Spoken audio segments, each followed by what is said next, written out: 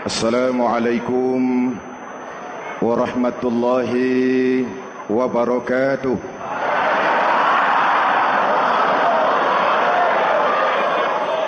Alhamdulillahi rabbil alamin. Wassalatu wassalamu ala ashrafil mursalin Sayyidina wa maulana Muhammadin wa ala alihi wa sahbihi ajma'in. Amma ba'du. Para ulama yang saya muliakan, hadirin hadirat ma'asyiral muslimin yang saya cintai, banyak kita alami perubahan-perubahan yang terjadi, baik perubahan yang menyangkut sosial budaya, lebih-lebih yang menyangkut sosial politik. Yang tidak banyak mengalami perubahan adalah sosial ekonomi. Bahkan angka kemiskinan kita naik menjadi 3/5 dari total penduduk kita hidup di bawah garis kemiskinan, dan 20% diantaranya miskin mutlak. Perubahan-perubahan yang terjadi menyadarkan kita kepada kebenaran Al-Quran ketika Allah menyatakan wa tilkal ayyamu nudawiluha bainan nas. Hari itu kami putar di antara manusia. Ada saat datang, ada waktu pergi. Ada hari lahir, ada saat kembali. Ada waktu dilantik, ada saat menyerahkan jabatan. Hari kami putar di antara manusia dan hidup cuma sekadar menunggu giliran. Soalnya kemudian di tengah perubahan-perubahan yang terjadi begitu cepat, what must we do now?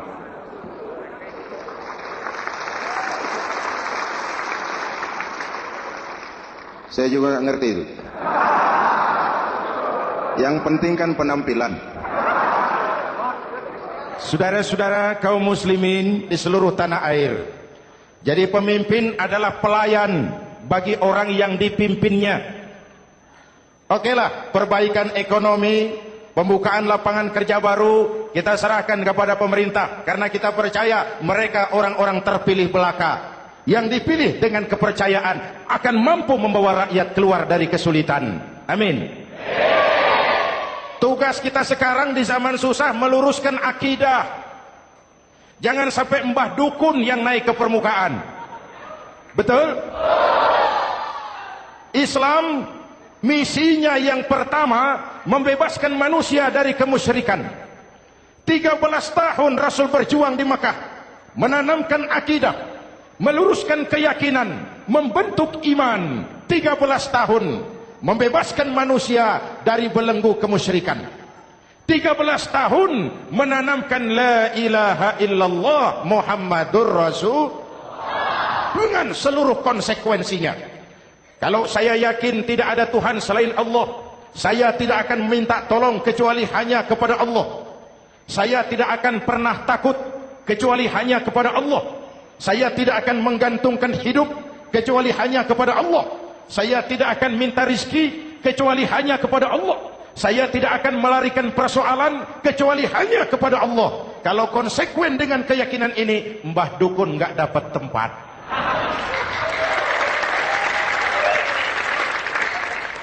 Akur? Ayo lihat secara sederhana. Saya sandaran di tiang. Tiangnya ambruk, sayanya jatuh. Saya sandaran di tembok, temboknya runtuh, saya juga runtuh. Saya sandaran kepada orang kaya, dia jatuh miskin, saya bangkrut. Saya sandaran kepada jenderal, dia pensiun, saya selesai. Tapi kalau saya sandaran hanya kepada Allah, Allah tidak akan pernah miskin, Allah tidak akan pernah lumpuh, Allah tidak akan pernah terpuruk, dan Allah tidak akan pernah berkurang kekuasaannya. Maka umat Islam, sesulit apapun zaman yang kita hadapi, Allah juga tempat kita bersandar. Jelas? Selama ini kita iman dalam ucapan, tapi sekuler dalam perbuatan. Di masjid ada Allah, Di kantor Allah tidak ada, maka korupsi merajalela. Di masjid ada Allah, di pasar Allah tidak ada, maka timbangan tetap curang. Kita iman dalam ucapan, tapi sekuler dalam perbuatan. Oleh karena itu, sesulit apapun zaman yang kita hadapi, iman jugalah pegangan kita. Allah juga tempat kita bersandar. Boleh zaman berubah, akidah jangan sampai goyah. Karena iman kita hidup, untuk iman kita berjuang, dan dalam iman kita ingin kembali menghadap Allah Subhanahu. Selama ini manusia Indonesia kita lebih banyak diisi otaknya, hati sering kosong, agama dangkal, akidah rapuh, moral rendah. Memang kemudian muncul banyak orang-orang pintar, cuma sayang tidak benar. Indonesia kita bangkrut, Indonesia kita terpuruk, Indonesia kita sakit parah kalau diurus orang yang cuma pintar tapi tidak benar. Kita perlu orang-orang pintar, tapi kita lebih perlu orang benar. Jelas? Kalau cuma pintar tapi tidak benar, itu yang sering saya sampaikan, nanti disuruh ngurus beras malah nimbun beras.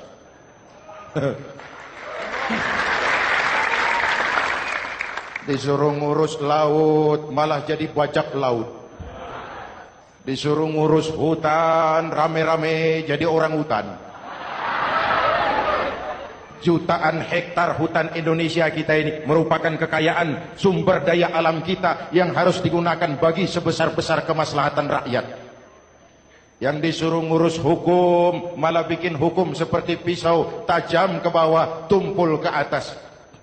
Jangan heran lalu di masyarakat muncul street justice, pengadilan jalanan, sebagai refleksi dari ketidakpuasan melihat sikap hukum yang sangat berpihak. Kalau yang kecil salah, hukum cepat-cepat ditegakkan.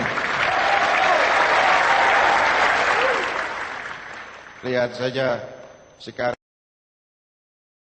sekarang ini kalau orang terkenal, banyak uang, punya masalah, antri yang bela. Betul.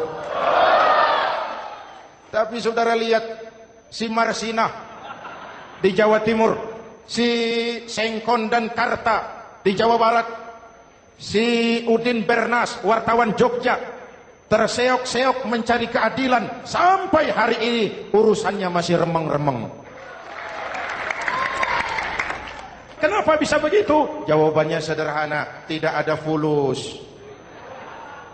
Ada fulus mulus, tidak ada fulus manfus. Betul? Jangan sampai para penegak hukum kita terjebak pada lagu baru, maju tak gentar, membela yang bayar. Biar bertentangan dengan nurani, biar bertentangan dengan public opini, biar bertentangan dengan rasa keadilan. Siapa yang bayar, itulah majikan. Mau benar atau salah, belain terus. Kalau seperti inilah hukum kita, mafioso keadilan akan tetap gentayangan. Hadirin yang saya hormati, 13 tahun beliau berjuang di Mekah, meluruskan keyakinan, memantapkan akidah, meneguhkan iman. Dari situ segalanya dimulai, dan ke situ segalanya akan menuju. Intan paling mahal, mutiara paling berharga, tidak lain adalah nilai-nilai keimanan. Kalau itu sudah tergadai, apalagi yang bisa kita banggakan dalam kehidupan ini? Kita merasa harta kita berharga, belum ada artinya ketimbang iman. Kedudukan kita punya nilai pun belum ada artinya ketimbang dengan nilai-nilai keimanan. Itu intan paling mahal, itu mutiara paling berharga. Harta baru ada manfaatnya kalau dilandasi dengan iman. Jabatan dan kedudukan baru terasa gunanya kalau dilandasi dengan keimanan. Kalau jabatan lepas dari iman, yang akan lahir Fir'aun baru. Jelas? Kalau harta terlepas dari iman, yang akan muncul adalah konglomerat korun. Kalau ilmu pengetahuan terlepas dari nilai dasar keimanan, maka yang akan muncul adalah ilmuwan pelacur yang menyalahkan yang benar, membenarkan yang salah untuk kepentingan pribadi. dan kondisi seperti itu tidak akan membuat kita makin sehat. Oleh karena itu pada kesempatan ini, pesan pertama saya, menghadapi zaman susah, tetap jaga akidah. Tetap pelihara keyakinan. Kesulitan bukan untuk ditakuti, untuk diatasi. Hidup adalah kerja keras, bukan keajaiban. Perubahan tidak akan datang hanya dengan simsalabim abracadabra. Perubahan tidak akan muncul hanya dengan berandai-andai. Perubahan tidak akan turun dari langit seperti turunnya embun di waktu malam. Perubahan adalah kerja keras, sehingga Al-Quran membimbing kita, innallaha la yughayyiru ma biqaumin hatta yughayyiru ma bi anfusihim. Allah tidak akan mengubah keadaan suatu bangsa kalau mereka tidak mau mengubah apa yang ada di dalam diri mereka. Yang ada di dalam diri itu rule of thinking, state of mind, cara kita berpikir, cara kita memandang kehidupan, cara kita mengatasi persoalan. Hadirin yang saya hormati, inilah iman. Berangkat dari ini kita menyadari, ini ujian buat kita rakyat.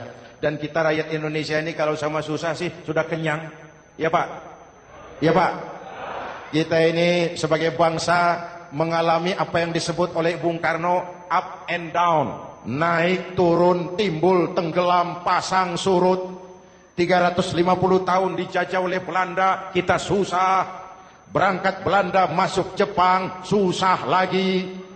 Pergi Jepang, datang nikah, susah lagi. Lalu kita merdeka, dirongrong oleh berbagai pemberontakan, susah lagi. Makan bulgur, antri minyak. Lalu PKI berontak, susah lagi. Muncul Orde Baru, lama-lama susah lagi. Orde Baru selesai, naik reformasi, mulai repot nasi, susah lagi. Kalau susah kita ini sudah akrab, sudah intim. Mestinya kalau sudah susah seperti itu, jangan salah sikap menyikapi kesusahan. Jangan sampai kita potong kompas, ambil jalan pintas, terjebak menghalalkan segala cara. Itu tidak akan menguntungkan. Itu tidak akan menyelesaikan. Kalaupun selesai nampaknya penyelesaian sesaat. Dan penyelesaian sesaat bukan penyelesaian yang sebenarnya. Karena itu tetaplah dalam koridor keimanan. Boleh zaman berubah, akidah jangan sampai goyah. Silahkan masa berganti, tapi keyakinan jangan mati. Sekali la ilaha illallah, sampai tetes darah paling penghabisan, tetap la ilaha illallah. Sanggup? 3 orang. Sanggup? 21. Sanggup? Kalau sanggup kita harus konsekuen. Saudara-saudara di seluruh tanah air, misi yang kedua dari Islam setelah membebaskan manusia dari kemusyrikan, membebaskan manusia dari ras diskriminasi, mengikat manusia dengan tali akidah. Sebelum Islam datang, manusia dibedakan oleh warna kulit, manusia dibedakan oleh faktor keturunan, manusia dibedakan oleh faktor harta dan benda. Adalah Rasul yang mengajarkan, innallaha la yanzuru ila suwarikum wala ila amwalikum walakin yanzuru ila qulubikum wa a'malikum. Allah tidak melihat potonganmu, Allah tidak melihat hartamu. Yang Allah lihat itu adalah hatimu dan amal perbuatanmu. Jauh sebelum Amerika teriak-teriak membanggakan apa yang mereka sebut sebagai Declaration of Independence, Nabi sudah mengajarkan kepada kita semua, annas kulluhum li Adam wa Adam min turab la fadla li arabiyyin ala ujamiyyin illa bittaqwa. Seluruh manusia berasal dari Adam. Adam diciptakan dari tanah. Tidak ada kelebihan Arab dengan yang bukan Arab kecuali takwanya. Jauh sebelum Amerika mencanangkan bahwa semua manusia dilahirkan sama, that all men are created equal. Jauh sebelum itu Islam sudah membebaskan manusia dari ras diskriminasi. Apa dalam konteks kekinian? Menghadapi zaman susah, tetap jaga kerukunan. Ya Pak? Ya Bu? Oi Bu? Menghadapi zaman susah, tetap jaga kerukunan. Baik antar umat seagama, antar umat beragama, maupun antar umat beragama dengan pemerintah. Menjaga kerukunan. Jangan saling sikat-sikut di antara kita. Sebab kalau sudah rukun, saya ajak berhitung. 1 ditambah 1 sama dengan, itu matematika namanya. Hasilnya pasti. Tapi angka sosial hasilnya aneh. Saya ubah jadi angka sosial. Ayo kita berhitung lagi. 1 orang takut ditambah 1 orang takut sama dengan 2 orang setengah berani. Kenapa setengah berani? Karena sudah berdua. Tadi kan takut sendiri. Kalau sama-sama takut berkumpul jadi setengah berani. Kalau ditambah 1 orang takut lagi, 1 orang takut ditambah 1 orang takut ditambah 1 orang takut sama dengan 3 orang berani. Kenapa jadi berani? Karena sudah bertiga. Kita yang lemah, kita yang marginal, kita yang dikucilkan, bahkan kita yang dilecehkan, kalau mau rukun kita akan kuat dan tidak bakal dipermainkan orang.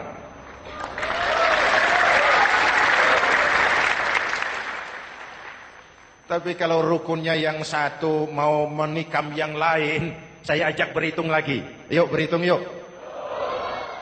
1 ekor ayam ditambah 1 ekor musang sama dengan 1 ekor musang. Kemana ayamnya? Dimakan musang. Betul nggak nih hitungan? Ayo kita hitung lagi. 1 ekor ayam ditambah 1 ekor musang sama dengan 1 ekor musang. Kemana ayamnya? Dimakan musang. Jadi kalau kita suka kumpul dengan orang yang mau makan kita, selesailah kita. Maka kalau merasa kita ini ayam, yuk kumpul sama-sama ayam, pulang ke kandang ayam. Kalau ada ayam kumpul ke kandang musang, itu namanya ayam minum baygon. Jelas? Menjaga kerukunan. Pertama, antar umat seagama, sesama muslim harus saling menjaga, harus saling memelihara. Baik dia muslim yang jadi kapolri, baik dia muslim yang jadi kasat, baik dia muslim yang jadi pengusaha, baik dia muslim yang jadi petani, nelayan, guru, semua komit menjaga semangat kebersamaan, rukun antar umat seagama. Jelas? Jelas? Hadirin yang saya hormati, atas dasar itu saya ingatkan kembali, kita semua ingin persoalan terorisme dilepaskan kaitannya dari agama manapun. Tidak ada kaitannya terorisme dengan Islam, dengan Kristen, dengan Hindu, dengan Buddha. Tidak ada kaitannya terorisme dengan pondok pesantren.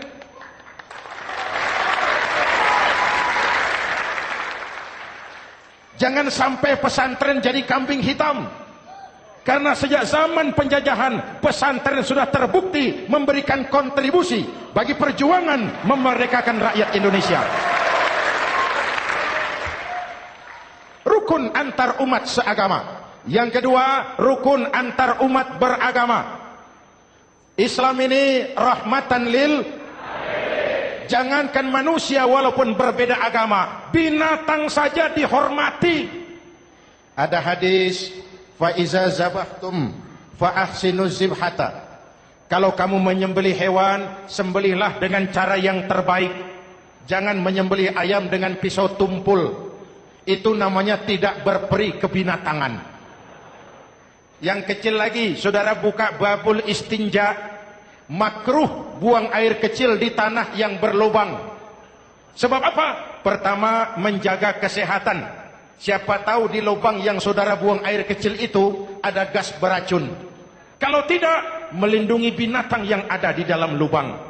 Siapa tahu di lubang yang saudara buang air kecil itu ada semut sedang rapat membahas terorisme. Apa dosanya lalu mati dikencingi?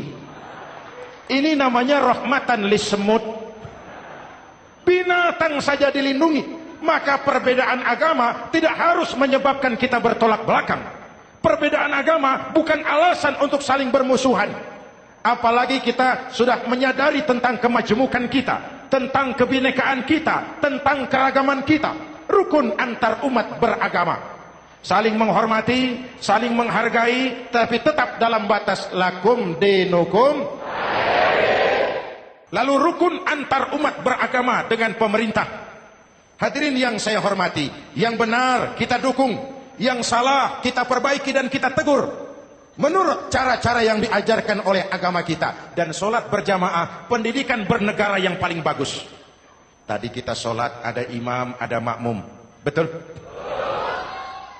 Makmum wajib ikut imam kalau imam benar sholatnya. Rakyat wajib ikut pemimpin kalau pemimpin benar mimpinnya. Masyarakat Islam ini loyal. Masyarakat Islam ini bukan pemberontak. Masyarakat Islam ini taat dan setia. Kapan? Kalau imamnya benar.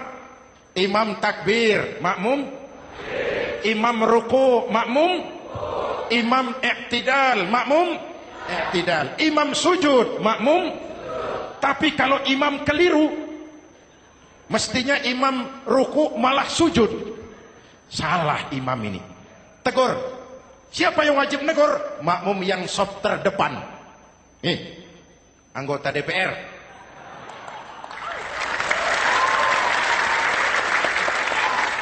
Ini wakil-wakil makmum ini, sop di depan ini. Kalau imam keliru mereka paling tahu. Ngomong. Tegur. Bagaimana negurnya? Ada aturan main. Mestinya ruku, imam sujud. Salah ini imam. Subhanallah. Kan begitu negurnya. Betul? Tidak boleh juga imam keliru, makmum emosi. Main pegang. Weh, makmum salah. Hoi, hoi.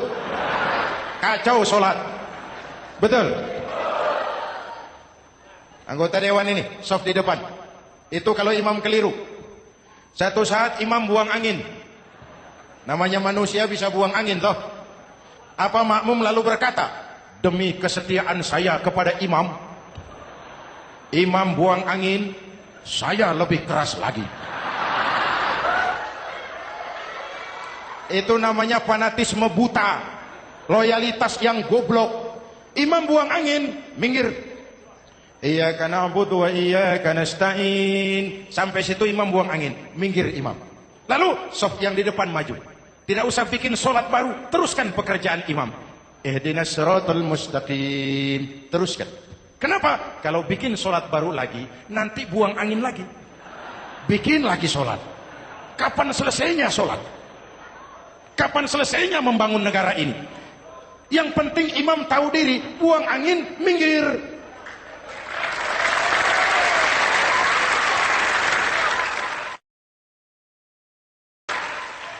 Ini kacaunya sholat berjamaah kita sekarang. Kacaunya negeri kita sekarang. Banyak imam sudah buang angin, gengsi. Diam aja merasa nggak punya salah. Dikasih tahu sama makmum, imam tadi buang angin ya, malah jawab sedikit. Apa kalau sedikit lalu tidak batal sholat itu? Mekanisme kehidupan sosial yang diatur lewat tuntunan sholat berjamaah. Sehingga Nabi berpesan, kun imaman muta'an au ma'muman muti'an fala takun thalisan jazu'a. Kalau jadi pemimpin, jadilah pemimpin yang ditaati. Kalau jadi makmum, jadilah makmum yang mentaati. Jangan jadi golongan ketiga pemecah belah. Di depan tidak jalan, di belakang takut, ditaruh yang di tengah, di depan didorong, yang belakang ditendang. Ini namanya biang kerok. Saudara-saudara, dari uraian singkat ini saya ambil beberapa catatan pokok. Pertama, kalau ada intan paling mahal, kalau ada mutiara paling berharga dalam hidup kita, itu tidak lain adalah karena keyakinan. Hidup jadi indah, hidup jadi berharga, hidup jadi berarti kalau didasari atas sebuah keyakinan. Dan keyakinan itu tidak lain adalah nilai iman kita, akidah kita kepada Allah Subhanahu wa taala. Yang kedua, tetap menjaga kerukunan sesulit apapun zaman yang kita hadapi. Kita tetap harus menjaga semangat kebersamaan. Kita harus tetap menjadi lem perekat yang menjaga keutuhan, baik sebagai bangsa maupun sebagai umat. Perbedaan adalah wajar, harus dihormati sebagai ciri kehidupan berdemokrasi. Tapi jangan perbedaan menjadi sebab kita bermusuhan, dan jangan perbedaan menyebabkan kita saling berpecah belah. Hormati perbedaan, jangan perbedaan dipandang sebagai permusuhan. Dengan akidah yang kuat dan kebersamaan yang kokoh, ayo kita hadapi kesulitan, kita atasi kesulitan, dan dengan kerja keras untuk menyongsong hari esok yang lebih pasti. Mari kita Fatihah, semoga Allah memelihara kita bangsa Indonesia. Ala hadhihi niyah wa ila hadratin Nabi. Al-Fatihah.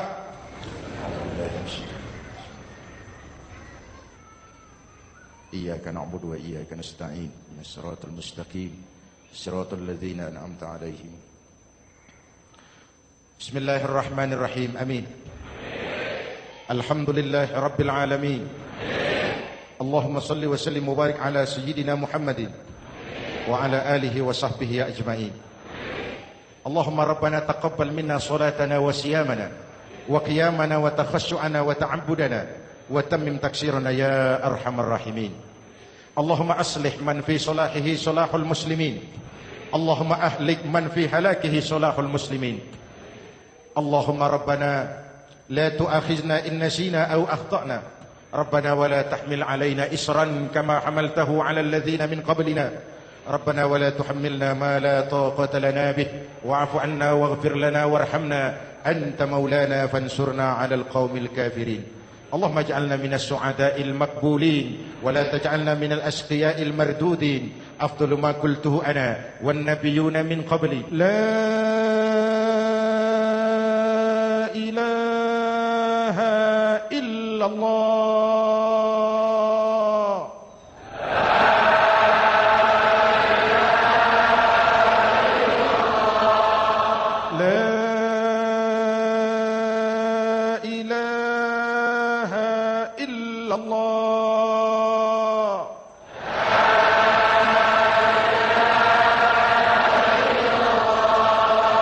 Muhammadur Rasulullah.